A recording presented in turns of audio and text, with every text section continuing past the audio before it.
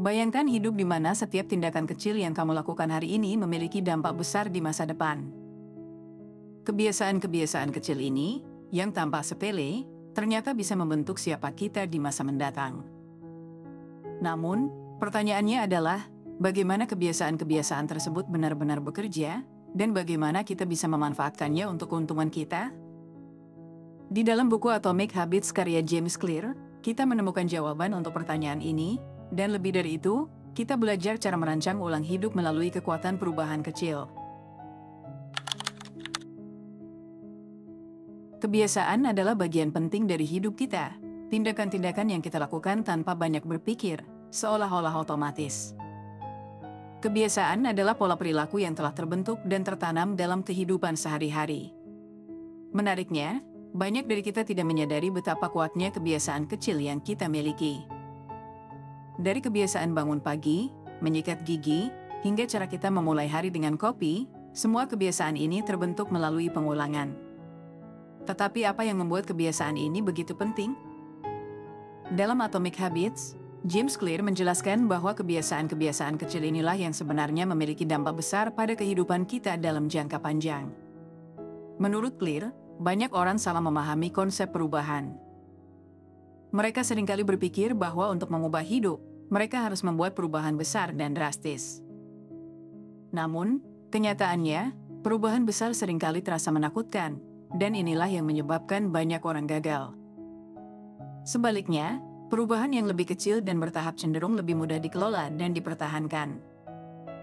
Perubahan-perubahan kecil ini adalah inti dari konsep Atomic Habits, kebiasaan yang sangat kecil, yang tampaknya sepele, namun memiliki efek jangka panjang yang luar biasa.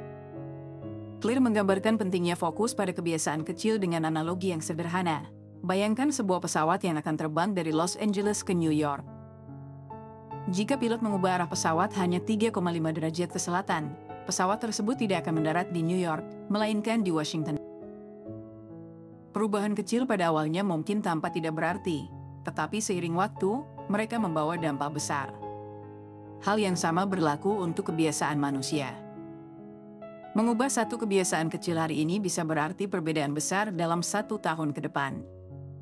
Sebuah penelitian yang diterbitkan di European Journal of Social Psychology mengonfirmasi gagasan ini. Penelitian tersebut menemukan bahwa rata-rata dibutuhkan sekitar 66 hari untuk membentuk kebiasaan baru.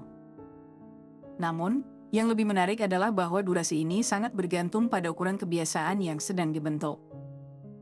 Semakin kecil dan sederhana kebiasaan itu, semakin mudah bagi otak kita untuk mengadopsinya dan menjadikannya otomatis. Sebagai contoh, memulai kebiasaan membaca buku hanya 10 menit sehari lebih mudah diterapkan dan dipertahankan daripada mencoba membaca 1 buku setiap minggu. Mengapa kebiasaan kecil lebih efektif?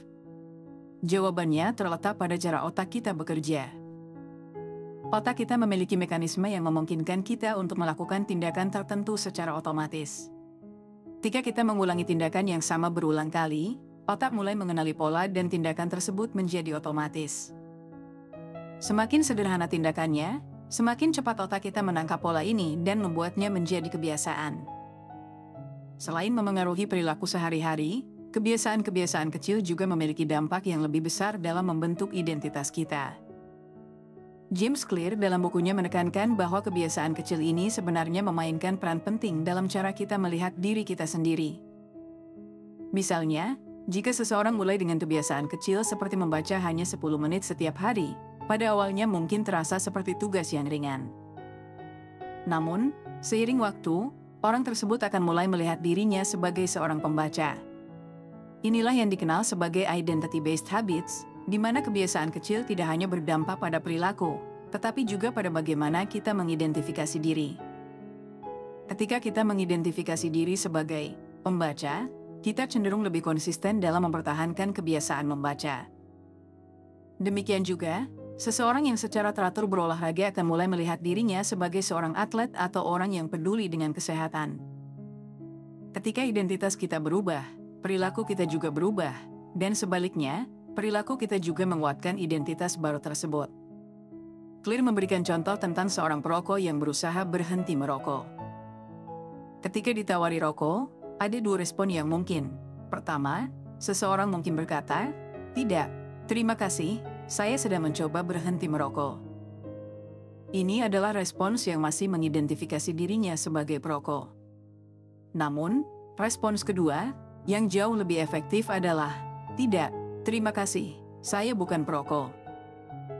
Dalam kasus ini, orang tersebut telah mengubah identitasnya dari seorang perokok menjadi seseorang yang tidak merokok. Perubahan identitas inilah yang membuat kebiasaan baru lebih mudah dipertahankan. Salah satu keuntungan dari kebiasaan kecil adalah fleksibilitasnya. Saat kita berusaha melakukan perubahan besar, kita seringkali menghadapi berbagai rintangan yang bisa membuat kita frustrasi dan akhirnya menyerah. Namun, dengan perubahan kecil, kita memiliki lebih banyak ruang untuk fleksibilitas. Misalnya, jika tujuanmu adalah berolahraga selama 10 menit setiap hari, bahkan di hari-hari yang sibuk, kamu masih bisa menyisihkan 10 menit untuk berolahraga. Hal ini jauh lebih mudah daripada mencoba berkomitmen untuk berolahraga selama 1 jam penuh setiap hari. Selain itu, kebiasaan kecil memiliki tingkat ketahanan yang lebih tinggi terhadap gangguan. Ketika kita mencoba membuat perubahan besar, kita cenderung terjebak dalam pola pikir, semua atau tidak sama sekali. Jika kita gagal 1 kali, kita merasa bahwa seluruh rencana kita telah runtuh. Namun, dengan perubahan kecil, kita lebih mudah untuk bangkit kembali setelah mengalami kegagalan. Sebagai contoh, jika kamu gagal membaca buku 1 hari, kamu tetap bisa melanjutkan kebiasaan membaca 10 menit di hari berikutnya tanpa merasa terlalu bersalah. Clear menekankan pentingnya kesabaran dalam proses membentuk kebiasaan kecil. Meskipun perubahan kecil mungkin tampak lambat dan tidak signifikan pada awalnya, mereka memiliki potensi besar untuk membawa perubahan jangka panjang. Ini adalah konsep yang seringkali diabaikan dalam masyarakat modern yang selalu menginginkan hasil instan. Banyak orang berharap mendapatkan hasil yang cepat dari usaha mereka, tetapi kenyataannya, kebiasaan-kebiasaan kecil yang konsisten adalah kunci untuk kesuksesan jangka panjang. Konsep ini juga didukung oleh ilmu pengetahuan. Penelitian yang dilakukan oleh Duke University menemukan bahwa sekitar 45% dari perilaku kita sehari-hari adalah kebiasaan yang kita lakukan secara otomatis. Ini berarti hampir setengah dari tindakan kita dipengaruhi oleh kebiasaan-kebiasaan yang kita miliki. Jadi, dengan fokus pada perubahan kecil yang berkelanjutan, kita sebenarnya sedang merancang hidup kita untuk kesuksesan jangka panjang. Sebagai contoh, bayangkan seseorang yang ingin menjadi lebih produktif di tempat kerja. Alih-alih mencoba mengubah seluruh rutinitasnya secara drastis, dia memutuskan untuk memulai dengan kebiasaan kecil seperti menulis daftar tugas setiap pagi. Seiring waktu, kebiasaan ini menjadi otomatis dan meningkatkan produktivitasnya secara signifikan. Dari situ, dia bisa membangun kebiasaan baru yang lebih besar, seperti mengatur waktu dengan lebih efisien atau mempelajari keterampilan baru. Perubahan kecil yang konsisten adalah fondasi dari kebiasaan yang kuat. Kebiasaan-kebiasaan kecil tidak hanya memengaruhi perilaku sehari-hari kita, tetapi juga membentuk identitas kita dan cara kita melihat diri sendiri. Dalam jangka panjang, kebiasaan kecil memiliki dampak yang jauh lebih besar daripada perubahan besar yang drastis. Melalui pengulangan, konsistensi, dan fokus pada langkah-langkah kecil, kita dapat mencapai perubahan yang signifikan dalam hidup kita. Seperti yang dikatakan oleh James Clear, perubahan besar adalah hasil dari akumulasi kebiasaan kecil yang dilakukan secara konsisten. James Clear memperkenalkan konsep inti dari Atomic Habits dengan menjelaskan siklus 4 tahap yang membentuk setiap kebiasaan. Siklus ini terdiri dari cue, pemicu, craving, keinginan, response, tanggapan, dan reward, hadiah. Memahami setiap tahap ini adalah kunci untuk membentuk kebiasaan baru yang baik atau menghentikan kebiasaan buruk. Mari kita bedah masing-masing elemen ini. Setiap kebiasaan dimulai dengan pemicu, yang berfungsi sebagai sinyal atau rangsangan dari lingkungan yang memberitahu otak bahwa ada kesempatan untuk melakukan tindakan tertentu. Pemicu ini bisa datang dari berbagai hal seperti waktu, lokasi, orang di sekitar, atau bahkan suasana hati. Sebagai contoh, waktu makan siang bisa menjadi pemicu untuk kebiasaan makan, atau melihat tempat olahraga bisa memicu keinginan untuk berolahraga. Menurut penelitian yang diterbitkan di Journal of Consumer Research, pemicu eksternal yang berulang secara konsisten dapat memperkuat kebiasaan dengan membangun asosiasi kuat dalam pikiran kita. Oleh karena itu, Jika kita ingin membentuk kebiasaan baik, salah satu langkah pertama adalah memastikan kita memiliki pemicu yang jelas dan dapat diulang setiap hari. Setelah pemicu terjadi, otak kita merespon dengan menciptakan keinginan. Keinginan adalah motivasi di balik tindakan yang kita lakukan. Ini adalah dorongan yang memacu kita untuk melakukan suatu tindakan. Misalnya, saat kita melihat makanan, otak kita memicu keinginan untuk memuaskan rasa lapar. Dalam konteks kebiasaan, keinginan ini sangat penting karena tanpa keinginan, tidak akan ada motivasi untuk bertindak. James Clear menekankan bahwa keinginan selalu terkait dengan perubahan keadaan kita. Kita tidak sekadar menginginkan makanan, tetapi kita ingin merasa kenyang. Kita tidak sekadar menginginkan istirahat, tetapi kita ingin merasa segar kembali. Jadi, pemicu menimbulkan keinginan untuk mengubah keadaan kita saat ini menjadi lebih baik. Tanggapan adalah tindakan yang kita ambil sebagai hasil dari keinginan tersebut. Ini adalah bagian dari siklus di mana kita benar-benar melakukan sesuatu, baik besar maupun kecil. Misalnya, jika kita lapar, kita akan pergi ke dapur dan makan. Jika kita lelah, kita mungkin tidur siang. Penting untuk memahami bahwa tanggapan ini sangat bergantung pada kemampuan kita. Jika tindakan tersebut terlalu sulit atau tidak dapat diakses, maka kebiasaan tersebut tidak akan terbentuk. Clear menjelaskan bahwa kebiasaan yang paling sukses adalah yang bisa dilakukan dengan mudah. Oleh karena itu, untuk membentuk kebiasaan baik, kita perlu membuat respons ini semudah mungkin dilakukan. Setiap kebiasaan berakhir dengan hadiah, yang memberi otak kita rasa puas dan menyelesaikan siklus kebiasaan. Hadiah ini bisa berupa sesuatu yang sederhana seperti rasa kenyang setelah makan atau rasa bangga setelah menyelesaikan tugas. Hadiah ini memotivasi kita untuk mengulangi tindakan tersebut di masa depan, karena otak kita selalu mencari kepuasan atau hasil yang menyenangkan. Jika kita ingin membangun kebiasaan baik, kita harus memastikan bahwa kita merasakan hasil positif setelah melakukannya. Hadiah ini adalah yang memicu kita untuk terus melanjutkan kebiasaan itu, karena otak kita secara alami tertarik pada hal-hal yang memberikan hasil positif. Salah satu konsep paling berpengaruh yang dibahas dalam Atomic Habits oleh James Clear adalah kekuatan dari perbaikan kecil yang berkelanjutan. Clear menjelaskan bahwa dengan berfokus pada peningkatan 1% setiap hari, kita dapat mencapai hasil yang luar biasa dalam jangka panjang. Ini dikenal sebagai the power of tiny gains, atau kekuatan dari perbaikan kecil. Meskipun terdengar sederhana, gagasan ini sebenarnya membawa dampak yang besar ketika diaplikasikan secara konsisten dalam kehidupan sehari-hari. Pada pandangan pertama, perbaikan 1% mungkin tampak tidak signifikan, terlalu kecil untuk membuat perbedaan nyata. Namun, Clear menunjukkan bahwa jika kita melakukan upaya untuk menjadi 1% lebih baik setiap hari, dalam 1 tahun, kita akan menjadi 37 kali lebih baik daripada saat ini. Matematika di balik konsep ini menunjukkan bahwa pertumbuhan tidak berjalan secara linear, melainkan eksponensial. Jadi, perbaikan kecil setiap hari terakumulasi menjadi hasil yang besar dalam jangka panjang. Banyak orang mungkin merasa bahwa untuk mencapai kesuksesan besar, mereka harus melakukan perubahan besar. Namun, menurut Clear, kenyataannya adalah bahwa perubahan kecil yang konsisten jauh lebih efektif dan berkelanjutan daripada perubahan besar yang sulit dipertahankan. Studi psikologi juga mendukung gagasan ini, di mana kebiasaan-kebiasaan kecil terbukti lebih mudah diterima oleh otak dan cenderung lebih langgeng. Sebagai contoh, bayangkan jika kamu ingin menjadi pembaca yang lebih baik. Jika kamu berusaha membaca 1 buku seminggu, itu mungkin terasa seperti tantangan besar dan sulit untuk dipertahankan.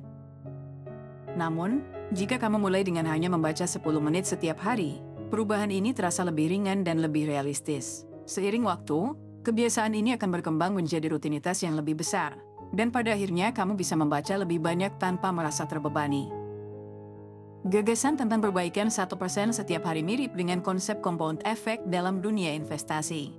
Dalam investasi, compounding atau penggandaan adalah proses di mana keuntungan tidak hanya diperoleh dari modal awal, tetapi juga dari keuntungan yang telah dihasilkan. Artinya, semakin lama kamu menabung, semakin besar keuntungan yang kamu peroleh karena bunga yang terus terakumulasi. Hal yang sama berlaku dalam kebiasaan. Kebiasaan kecil yang dilakukan secara konsisten menghasilkan efek kumulatif yang besar seiring waktu. Misalnya, seorang atlet yang berlatih setiap hari mungkin tidak melihat peningkatan signifikan dalam beberapa minggu pertama.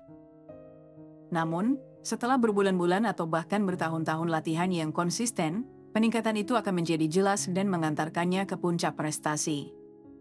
Clear menggunakan contoh dari dunia olahraga untuk menggambarkan hal ini. Dalam dunia olahraga elit, misalnya, perbedaan antara atlet terbaik dan yang berada di bawahnya seringkali sangat kecil. Namun, perbaikan kecil yang dilakukan setiap hari, seperti memperbaiki teknik atau meningkatkan kebugaran sedikit demi sedikit, dapat memberikan keunggulan kompetitif yang signifikan dalam jangka panjang. Inilah yang memungkinkan atlet untuk mencapai puncak kinerja mereka setelah bertahun-tahun dedikasi dan latihan. Bagaimana kita bisa menerapkan konsep perbaikan 1% dalam kehidupan sehari-hari?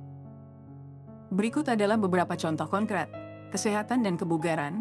Alih-alih mencoba mengubah seluruh pola makan atau memulai program olahraga berat secara langsung, mulailah dengan melakukan perbaikan kecil seperti berjalan 10 menit sehari atau menambah 1 porsi sayuran ke dalam makananmu. Perbaikan kecil ini, jika dilakukan secara konsisten, akan membawa hasil yang signifikan dalam jangka panjang. Produktivitas. Jika kamu ingin menjadi lebih produktif di tempat kerja, mulailah dengan mengatur waktu bekerja secara efisien. Misalnya, tambahkan 10 menit ekstra setiap hari untuk menyelesaikan tugas-tugas penting sebelum melanjutkan ke tugas-tugas yang lebih kecil. Seiring waktu, efisiensi ini akan meningkat dan kamu akan merasakan dampaknya pada output kerja. Pengembangan diri. Dalam hal pengembangan pribadi, perbaikan kecil seperti menulis jurnal setiap hari atau membaca buku self-help beberapa halaman sehari bisa memberikan dampak besar pada mentalitas dan cara berpikirmu. Kamu mungkin tidak langsung melihat perubahan besar, tetapi setelah beberapa bulan, kamu akan menyadari betapa banyaknya pengetahuan dan kebijaksanaan yang telah kamu kumpulkan dari kebiasaan kecil tersebut. Tentu saja, tantangan terbesar dalam menerapkan konsep perbaikan 1% adalah menjaga konsistensi. Banyak orang merasa sulit untuk tetap berkomitmen pada kebiasaan kecil karena hasilnya tidak langsung terlihat. Dalam buku Atomic Habits, James Clear membahas pentingnya memiliki sistem dan lingkungan yang mendukung agar kita tetap konsisten. Salah satu cara untuk menjaga konsistensi adalah dengan memastikan bahwa lingkungan kita mendukung kebiasaan baik yang ingin kita bentuk. Contohnya, jika kamu ingin mulai berolahraga, letakkan pakaian olahragamu di tempat yang mudah dijangkau. Atau, jika kamu ingin membentuk kebiasaan membaca, siapkan buku di tempat yang sering kamu datangi, seperti meja atau ruang tamu. Selain itu, Clear juga menekankan pentingnya sistem penghargaan. Meskipun tujuan akhir mungkin masih jauh, memberikan diri kita penghargaan kecil setelah mencapai perbaikan 1% dapat membantu menjaga motivasi tetap tinggi. Penghargaan ini bisa berupa hal sederhana seperti memberi waktu untuk bersantai setelah menyelesaikan tugas kecil atau merayakan kemajuan dengan teman. Seperti yang dikatakan oleh James Clear, hidup bukanlah hasil dari perubahan besar, tetapi akumulasi kebiasaan kecil yang kita lakukan setiap hari. Salah satu pelajaran penting dalam Atomic Habits adalah fokus pada sistem, bukan tujuan.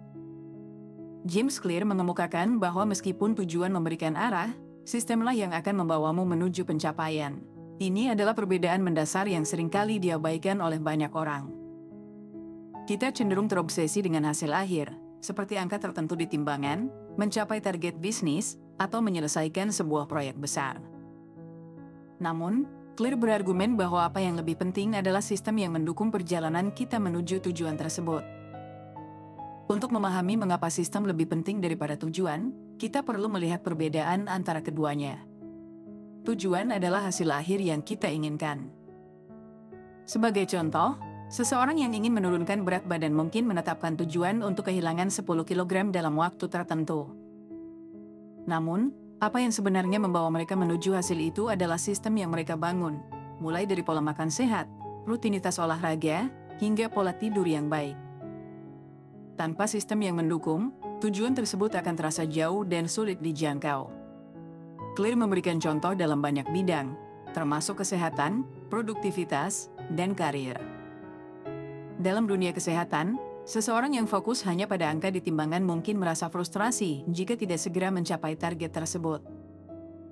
Namun, Jika fokusnya dialihkan pada sistem, misalnya, membangun kebiasaan makan lebih sehat setiap hari dan berolahraga secara konsisten, hasil yang diinginkan akan datang dengan sendirinya. Dengan kata lain, sistem adalah fondasi yang memungkinkan kebiasaan baik bertahan dan terus berkembang. Untuk memperjelas konsep ini, bayangkan kamu ingin menjadi penulis yang produktif. Jika kamu hanya fokus pada tujuan untuk menulis sebuah buku, kamu mungkin merasa kewalahan dengan besarnya tugas tersebut. Tapi jika kamu membangun sistem, seperti menulis 500 kata setiap hari atau menetapkan waktu khusus untuk menulis di pagi hari, kamu akan secara konsisten mendekati tujuanmu tanpa merasa terlalu tertekan. Sistem yang baik membantu kita menciptakan kebiasaan yang membuat perjalanan menuju tujuan terasa lebih ringan dan berkelanjutan. Sistem tidak hanya penting dalam kehidupan pribadi, tetapi juga dalam karir dan bisnis. Banyak perusahaan sukses yang berfokus pada membangun sistem kerja yang memungkinkan produktivitas tinggi dan efisiensi. Contohnya, dalam industri teknologi, perusahaan seperti Google dan Amazon memiliki sistem yang sangat terstruktur untuk mendorong inovasi dan kolaborasi antar karyawan. Ini bukan hanya soal mencapai target bisnis, tetapi menciptakan lingkungan yang mendukung pertumbuhan secara berkelanjutan.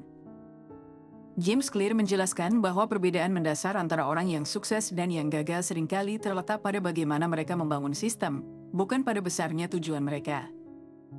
Sebagai penutup, aku ingin bilang, ingatlah bahwa perjalanan hidup tidak selalu tentang hasil yang kita capai, tetapi tentang proses dan langkah-langkah kecil yang kita ambil setiap hari. Seperti yang dikatakan oleh James Clear, kamu tidak naik ke level tujuanmu, kamu jatuh ke level sistemmu. Dengan membangun sistem yang baik dan fokus pada kebiasaan-kebiasaan kecil yang positif, kamu sedang menanam benih untuk pertumbuhan yang berkelanjutan dan pencapaian yang luar biasa. Terima kasih sudah menemani dari awal sampai akhir, dan terima kasih buat kalian yang udah selalu dukung aku. Kalau kalian ada ide pembahasan buku selanjutnya, jangan lupa komen di bawah. Lalu like dan subscribe untuk lebih banyak pembahasan buku yang bisa merubah cara pandangmu terhadap dunia.